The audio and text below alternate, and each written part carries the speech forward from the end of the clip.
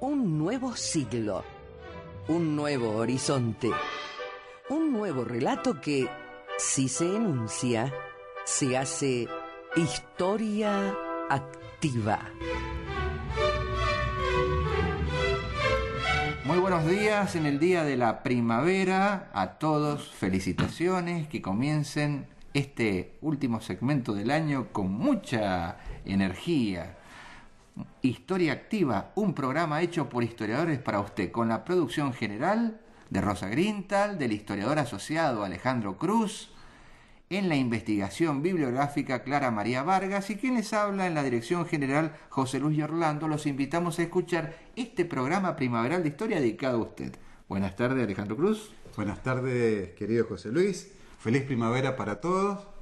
Bienvenidas las flores nuevas, las alergias, todo, bienvenido todo en este paquete. El viento sonda, la conjuntivitis, todo. Bienvenido con la mejor onda, se lo decimos. Historia Activa está con ustedes para compartir, en este caso, un viernes histórico, como son todos los días de nuestra vida. Son históricos porque marcamos huella. Y se comunican a través de los teléfonos 423-3822 o nos dejan un mensaje grabado al 425-7931.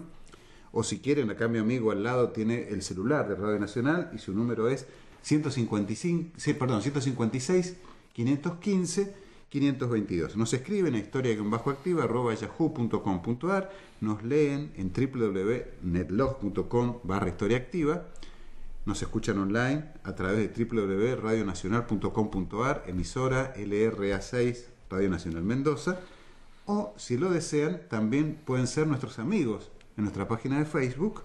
Los vamos a recibir con mucho gusto. Gracias a todos los que nos escriben, especialmente a Maxi Rivas, a Virginia Rey, Muñequín Manrique, Claudia Maglioni, gracias Claudia, a todos ellos que se prenden junto a nosotros, y un saludo muy especial a Norita Fernández, que nos ha saludado especialmente por el Día de la Primavera. Así es, Norita, te mandamos un gran cariño, querida colega y amiga de tantos años. Así es, una diosa. Muy bien, ahora vamos a continuar este tema tan interesante de este hombre, ¿no? Que marcó un antes y un después en la historia estadounidense, ¿no? Sí. Han surgido varios comentarios de esto, porque nadie se imaginaba que, para que usted sepa que cuando nosotros decimos aquella vieja frase que no hay que meter todo en la misma bolsa, y eso es real. Aún en un país que es potencia siempre hubo divergencias internas y muy fuertes. Divergencias regionales, divergencias personales, divergencias ideológicas. Un poco lo que hablamos anterior a lo que tratabas vos ayer, el tema entre Cordell Hull, secretario de Estado, no era lo mismo que lo que opinaba el Departamento de Estado, lo mismo que opinaba el gabinete de Franklin Delano Roosevelt. Son temas bastante interesantes, y esa dinámica también se ve en las películas, ¿no? Exacto. O inclusive cuando hacen una investigación, el Federal Bureau of Investigation va para un lado, o FBI, la CIA va para el otro. Es muy humano todo esto, ¿no? También, ¿por qué no decirlo? A pesar de que es una gran potencia, ¿no? Como dijimos. Y tal como vos recién mencionás, esta historia controvertida y olvidada, a propósito, me parece, de W. Pierce Long, que acá lo hemos publicado en nuestro muro, con una publicidad para su candidatura a gobernador en 1928, para gobernador del estado de Luisiana, que finalmente ganó, por supuesto. ¿Por qué está olvidado? Porque W. Long fue un visionario de aquella época y fue alguien que fue a contramano de la política tradicional norteamericana.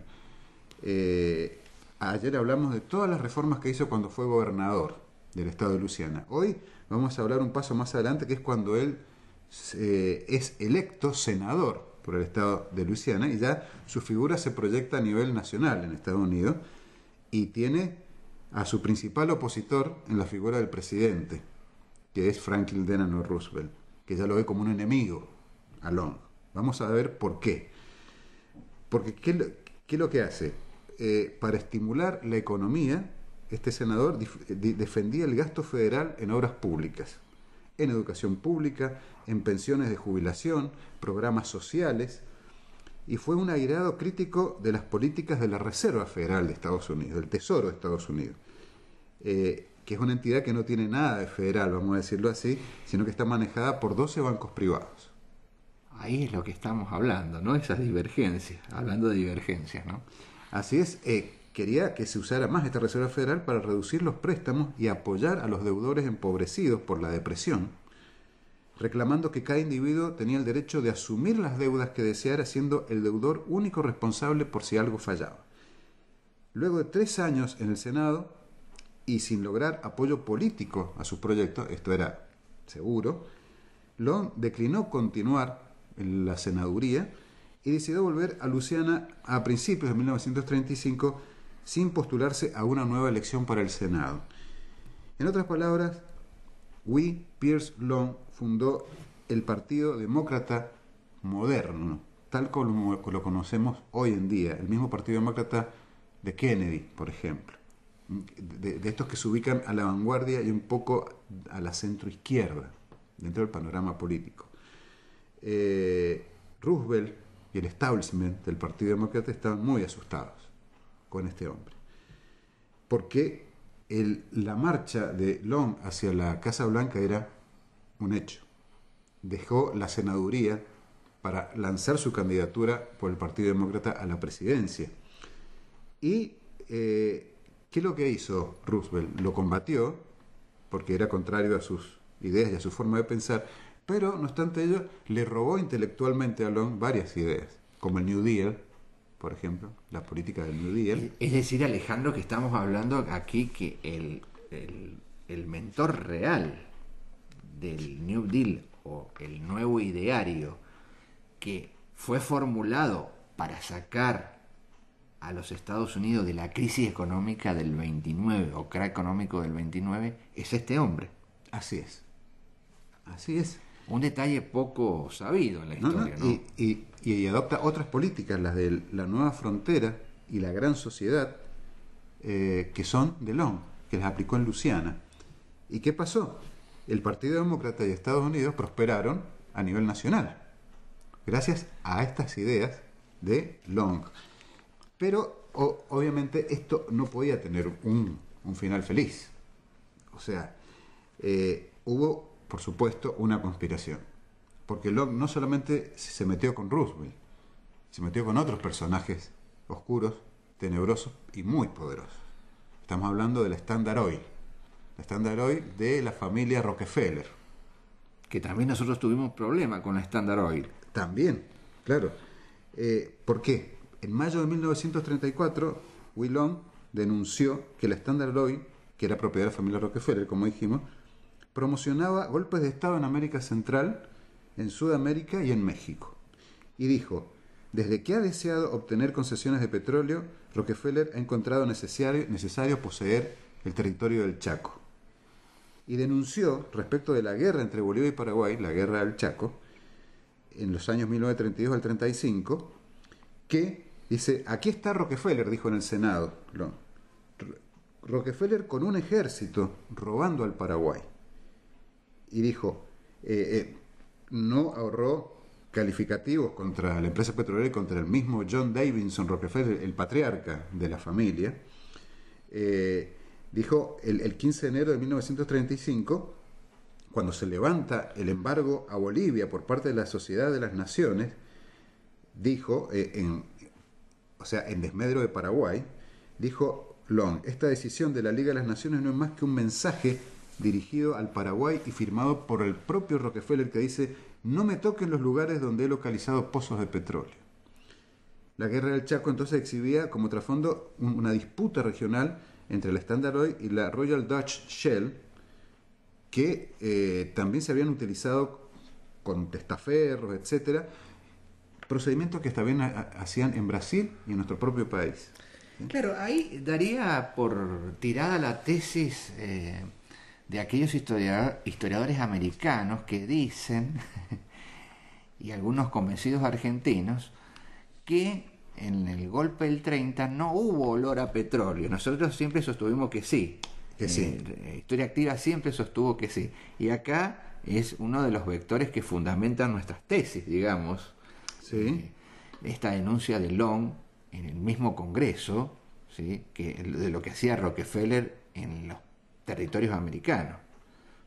Por lo tanto, podemos afirmar que, bueno, acá tienen otro vector, no vamos a inducir a la opinión de nuestros oyentes, pero tienen otro vector para analizar, ¿no?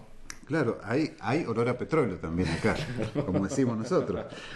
Y así es que el duro enfrentamiento que mantuvo contra la Standard Oil y sobre todo también contra los banqueros de Wall Street, porque decía que eran los culpables de la Gran Depresión en Estados Unidos, toda esta conjunción de enemigos poderosos pudo haber planeado su asesinato, que finalmente ocurrió el 8 de septiembre de 1935. Él mismo, Long, dijo antes de su muerte, el 9 de agosto de 1935, que había hecho públicamente una denuncia de que una facción de los seguidores del presidente se había reunido en el Hotel de Soto de New Orleans para planear su muerte. Esto lo denunció en el Senado. Y tras su muerte, tras la muerte de Long, efectivamente se supo que 5 hombres se habían reunido en ese hotel para ofrecer recompensa para ver quién asesinaba al Senado. En 1935, como decimos, Will Long, senador, líder de Luisiana, futuro candidato a presidente por el Partido Demócrata, tenía muchos enemigos y empezaban por John Davison Rockefeller, quien murió 2 años después, a los 97 años, en el 37. ¿Por qué? Porque Rockefeller nunca le perdonó a Will Long que ordenara tasarle los barriles de petróleo refinado de Luisiana, 5 centavos por barril, para sus programas sociales, que representaban el 80% del negocio del refinado de Rockefeller. Además, denunció en el Senado al Standard Oil de auspiciar la guerra del Chaco, y la enemistad entre ambos era evidente, además de claros indicios de que Rockefeller conspiraba contra Long, primero intentando acabar con su carrera como ganador, después como senador, y luego intentando acabar con su vida, como una prioridad para el desarrollo de sus actividades comerciales de parte de Rockefeller.